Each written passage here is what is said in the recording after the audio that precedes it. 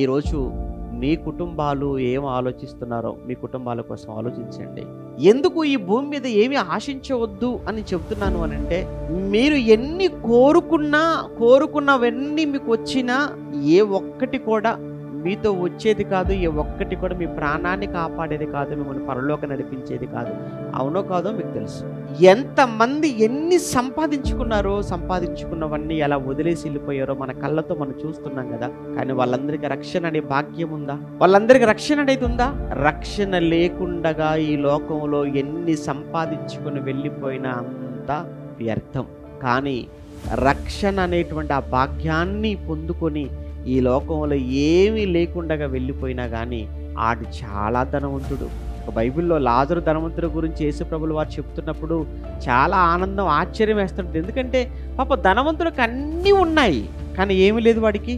రక్షణ లేదు. చూసారా, ఆ రక్షణ వస్త్రము లేదు వాడికి.